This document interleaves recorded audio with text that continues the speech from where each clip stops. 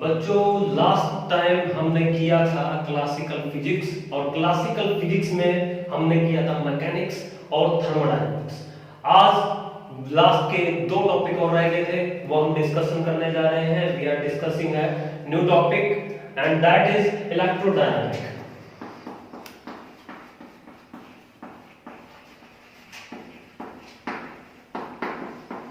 Electrodynamics इसका मतलब electrodynamics, क्योंकि हम जानते हैं 10th क्लास में भी हमने पढ़ा है, इलेक्ट्रोस्टैटिक पढ़ा है, चार्ज को पढ़ा है, करंट को पढ़ा है, इलेक्ट्रिसिटी वाले यूनिट में हमने इसको पढ़ा है।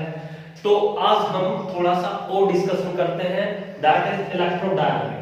इलेक्ट्रोडायनामिक, डायनामिक का मतलब होता है मोशन, इन मोशन। अगर कोई चीज मोशन में है that is known as dynamic. अगर हम बात करते हैं इलेक्ट्रिसिटी की और चार्ज की तो हम क्या देखेंगे, लेट्स सी कि इलेक्ट्रोडायनामिक क्या होता है, study of charge in motion. जब चार्ज मोशन में होता है और उसकी जब हम स्टडी करते हैं, उसके बारे में उसकी प्रॉपर्टीज वगैरह देखते हैं, तो हम कहते हैं चार्ज इन मोशन। इसका मतलब क्या है कि चार्ज मोशन में है। इसका मतलब ये है हमारा जो जब चार्ज मोशन में होता है तो तीन टाइप की उसके अंदर प्रॉपर्टीज क्रिएट होती हैं। कौन कौन सी? एक तो होती है इलेक्ट्रिक फील्ड, उसके अंदर क्रिएट हो जाता है।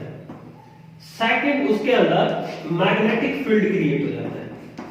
और तीसरा, उसके अंदर क्रिएट हो जाता है इलेक्ट्रोमैग्नेटिक वेव्स। Electromagnetic waves. तो बेसिक सा डिस्कशन करना है, क्योंकि अभी हम इस टॉपिक पे ज्यादा टाइम नहीं लगाएंगे, क्योंकि ये आपके नेक्स्ट क्लास में फर्स्ट क्लास में होगा। तो अभी we should discussion on some. तो हम बात कर रहे थे इलेक्ट्रोमैग्नेटिक वेव्स की। तो इलेक्ट्रोडायनामिक के अंदर हम और क्या चीज पढ़ सकते हैं, तो हम बात करते हैं the study of charge particle associated with electric and magnetic properties. We are discussing study of charge particle.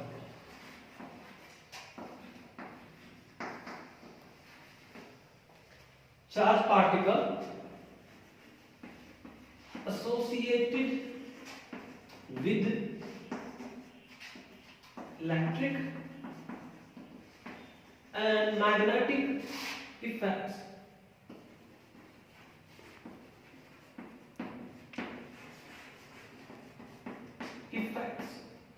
तो हम इसके अंदर इलेक्ट्रोडायनामिक के अंदर हम पढ़ेंगे इलेक्ट्रिक और मैग्नेटिक इफेक्ट्स। और ये कहां से पता लगेगा? ये बहुत सारे नियम हम पढ़ चुके हैं, कूलॉम्स लॉ पढ़ चुके हैं, और भी बहुत सारे लॉज हैं जो हम पढ़ते हैं। जैसे हमने कूलॉम्स लॉ के बारे में पढ़ा था, दो चार्ज पार्टिकल्स के बीच में अट्रैक्शन और रिपल्शन का फोर्स। तो ये है ज्यादा बेसिक, हम बेसिक की बात करेंगे, ज्यादा गहराई वाली बात नहीं करेंगे, क्योंकि आपके टॉपिक आपके सिलेबस में बस इतना ही है। ज्यादा गहराई वाला टॉपिक आपकी अगली क्लास में आएगा। पूरी यूनिट पढ़ेंगे, इलेक्ट्रोस्टैटिक पढ़ेंगे +2 क्लास में, अभी सिर्फ इतना ही। तो अगला टॉपिक और देखते हैं, इसी के साथ जुड़ा हुआ है। हम क्लासिकल फिजिक्स पढ़ रहे हैं, डॉट ऑर्गेनिक क्लासिकल फिजिक्स हम स्टडी कर रहे हैं। तो अगला टॉपिक हमारा ऑप्टिक्स, क्योंकि वो भी इसी का क्लासिकल फिजिक्स में ही आता है, ऑप्टिक्स। तो इसके अंदर क्या है, 10th क्लास में हमने लाइट वाला चैप्टर पढ़ा था, याद होगा, याद है ना? तो वही उसी का बहुत ही कॉम्पैक्ट फॉर्म है, बहुत बड़ी फॉर्म, उसी का छोटा सा चैप्टर आप 10th क्लास में आप पढ़ चुके हैं। क्लियर? तो आज हम करते हैं ऑप्टिक्स के बारे में, थोड़ा सा और डिस्कशन करेंगे। तो आपको पता है ऑप्टिक्स, जब मैंने लाइट की बात करी तो आप बिल्कुल इजीली उसको समझ सकते हैं, क्योंकि आपने 10th क्लास में इसको थोड़ा सा स्टडी किया होगा कि व्हाट इज लाइट, उसके पार्ट्स क्या होते हैं, कैसे काम करता है, रिफ्लेक्शन, रिफ्रैक्शन, बहुत सारे टॉपिक्स हैं। तो हम वही द स्टडी ऑफ लाइट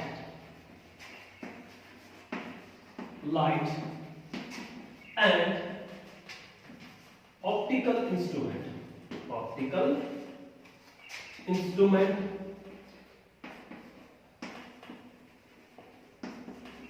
और एस्ट्रोनॉमिकल।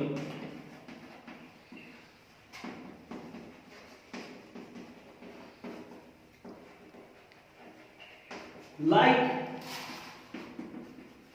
Telescope, astronomical scope. तो हम क्या करते हैं, जब भी ऑप्टिक्स की हम बात करते हैं तो ऑप्टिक्स के अंदर आपको बहुत सारी चीजें देखने को मिलेंगी। उसमें हम कई इंस्ट्रूमेंट का भी इस्तेमाल करते हैं, जैसे हमारा टेलीस्कोप हो गया, एस्ट्रोनॉमिकल स्कोप हो गया। These all are related to optics with light. तो आप समझ सकते हैं कि जो चीज लाइट से जुड़ी हुई है उसको हम स्टडी कर रहे हैं। क्लियर है? वो है हमारा ऑप्टिक्स। ठीक है, इस टॉपिक में भी इतना ही, बाकी करेंगे हम अगले वीडियो में। Till that time take care. तो हम बात कर रहे थे फिजिक्स की, और फिजिक्स के अंदर दो टॉपिक और करते हैं। छोटे छोटे से टॉपिक है, आपको समझ में भी आएंगे, लेकिन बहुत ही इंपॉर्टेंट टॉपिक। ठीक है, चलो तो हम बात कर रहे हैं यूनिफिकेशन। आपको अपनी किताबों में भी मिल जाएगा टॉपिक यूनिफिकेशन क्या होता है। दो टॉपिक मिलेंगे आपको अपनी बुक के अंदर, यूनिफिकेशन एंड रिडक्शनिज्म। तो मैं पहले बात कर लेता हूं यूनिफिकेशन की क्या होता है। तो हम ये देखते हैं कि पूरा जो यूनिवर्स है कुछ लॉ से मिलकर बना है। अलग अलग साइंटिस्टों ने बहुत मेहनत करी है कि भाई ये जो अलग अलग नियम लगा रखे हैं, क्यों ना इनको एक दो नियम के साथ ही सारे कॉम्बिनेशन करके एक सारी एक्टिविटीज को एक ही लॉ से डिफाइन किया जाए। तो उसको वेरीफाई करने के लिए हम कुछ एक टॉपिक्स हम पढ़ने की कोशिश करते हैं। फॉर एग्जांपल, जब यूनिफिकेशन की हम बात करते हैं तो हम क्या करते हैं, अलग अलग टॉपिक, अलग अलग लॉज को इकट्ठा करते हैं और उसका एक ऐसा नियम बना के आपको देते हैं, ताकि आप अलग अलग एक्टिविटीज, अलग अलग कामों के लिए जो अलग अलग जो फोर्स लग रहे हैं, अलग अलग जो नियम लग रहे हैं, नेचर के फिजिक्स के नियम लग रहे हैं, वो एक ही नियम से डिफाइन किया जा सके। कैसे? जब मैं बात करता हूं यूनिफिकेशन की, तो मैं बात करूंगा जैसे एप्पल फॉलिंग, जब सेब गिरता है तो उस पे कौन सा नियम लगता है? Gravitational, Newton law. क्योंकि न्यूटन ने बताया था कि भी ग्रेविटेशनल लॉ होता है, force is directly proportional to product of masses and inversely proportional to square of distance between both masses. It means that कोई सेब गिरता है, उस पे ग्रेविटेशनल फोर्स लगता है, और फॉर एग्जांपल पेंडुलम स्विंग करता है, पेंडुलम स्विंग करता है, तो इन दोनों के ऊपर कौन सा लग रहा है? Gravitational force. तो आप ये यहां से देख सकते हैं कि एक्टिविटी बिल्कुल अलग है, बट इनके ऊपर लग रहा है फोर्स एक जैसा। तो यहां से आपको क्या देखने को मिलेगा? यहां आप ये समझ सकते हैं कि अलग अलग एक्टिविटी, चाहे वो कैसे भी हो, अर्थ का रोटेशन, मून का रोटेशन अराउंड द अर्थ, जब मून अर्थ के चारों घूम रहा है तो वो ग्रेविटेशनल फोर्स, अर्थ घूम रही है सन के चारों तरफ, ग्रेविटेशनल फोर्स। तो वो क्या चीज है, ऐसा क्या चीज है? वो ग्रेविटेशनल फोर्स है, गुरुत्वाकर्षण बल जिसको हम कहते हैं। तो उसकी वजह से ये सारा, एक ही नियम की वजह से ये सारी चीजें घूम पा रही है, नीचे जमीन की तरफ खींची जा रही है। तो वो क्या है? वो unification, that is known as unification. Clear? तो हम बात कर रहे हैं यूनिफिकेशन की। अब मैं आपको बताता हूं रिडक्शनिज्म, इसका दूसरा पार्ट, रिडक्शनिज्म।